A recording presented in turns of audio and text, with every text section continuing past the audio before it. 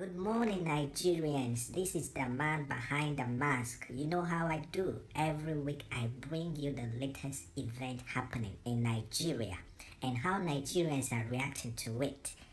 And you know what I always say, that words are powerful, that we must be very careful how we use our words. Whether we are commenting on issues or we are making statements, words are very powerful. We must use them with great care and wisdom. Welcome to the show. This is the man behind the mask. Alright, guys. So, the news that has been making the most noise in the country is the news about Professor Yemi Osinbajo being removed as the head of the National Economic Council. Not only was he removed, we were also told that agencies and ministerial departments under his watch were told to report to the president directly and not to Professor Yemi Osinbajo anymore. So this particular piece of news has been disturbing the peace of this country. Various groups and organizations have come out to issue one statement or the other, and one of the statements we are looking at this morning is one that is credited to Masob, and it reads, "Stop maltreating Osinbajo, Masob tells Buhari's aides." The statement reads in part, "The unconstitutional stripping of Professor Yemi Osinbajo's official attributes attached to the office of the Vice President of the Federation is continuous humiliation of Christians in high positions of the current administration of President Muhammad Buhari." Alright, you guys know that every story that comes out of this country always have some certain dynamics attached to it. And these dynamics sometimes can be along religious lines or ethnic lines, political lines, and all manner of lines. And sometimes we as a people, we as Nigerians, you and me, the ordinary citizen right on the ground, we have to start thinking and reasoning a little bit different. We can't just let anything people say conjure some certain sentiments in our mind. We can't just let whatever people say begin to, cast us to actually blow the true sense of reasonings that we have, and we begin to spill out all this hate and all manner of things that we are not supposed to, say and do. We have to start thinking like, okay, what does this mean? What is this guy saying? How does it affect me as a person, and what can I do to actually, better the situation on ground? Your comment can correct somebody's mistake. Your comment can, make someone actually see sense in what you're saying or your statements. So when people make a particular statement you don't like, you don't go and just add more fire to it, like, oh, he's stupid, he's this, that is why he's Biafra, all this kind of statement. They are dividing, they are destroying, they are not building, and you have to stop making them. We can't just keep living like this. We need to hate each other, we can need to, we're not going anywhere with such mindset. We need to have a mind of our own.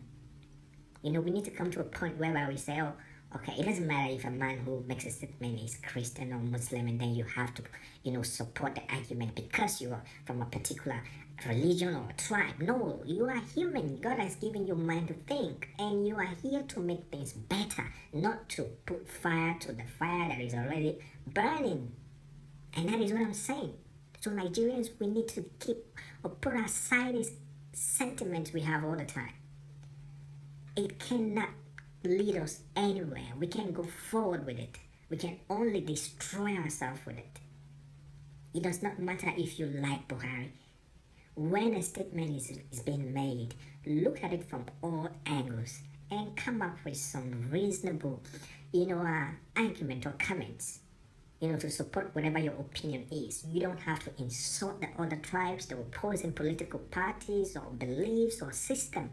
You don't have to go that down to bring people down to make your point. That does not make any point. It only destroys whatever binds us together. We may not agree, but the things you say might want to make me listen to what you're saying. How you say them, how you put them might want to make me actually take a look and say, this guy has, he has a point. Let me just listen to what he's saying. But when we begin to make it about religion or make make it about tribe, ethnicity, and all this. It does not get anywhere. It just makes things worse. And we can never move forward like this. Anyway, let's quickly take a look at a few comments and reactions from Nigerians. Alright, our first comment comes from Franklin and Wolisi Sokafo. He says, Masoba idiots. What's their business with the dwarf? It seems they want to stay relevant at all means. The dwarf pastor sold his soul to the devil, so he's reaping what he sowed. Okay, you see, my problems with the comments from Nigerians is that it's so difficult for somebody to make their points without insulting other people. I mean, you don't have to call them idiots, because once you do, your point is irrelevant. Nobody wants to listen to you anymore. You can make your point without actually insulting people. That's my point. Alright, next comment. Joseph Kainde Nana says, this statement is not far from the truth. Those cabals are the same people that negotiated for the release of Led's Shaibu schoolmate and left her behind because she's a Christian. Alright guys, that's all the time we have for today, but before I leave, here are some advice for you. As a Nigerian, please make sure that your words are inspiring. They are building others up. They are putting joy in the life of other people. As a leader, make sure that you are leading in a way that other people will feel that, yeah, you are representing them. Don't make your action feel as if you are supporting one over the other, or you are for one and you're not for the other. Alright, my people, it's a wrap. And you know this is the man behind the mask. If you talk, democracy. If you not talk, democracy. So let's talk and love. Until next time, peace out.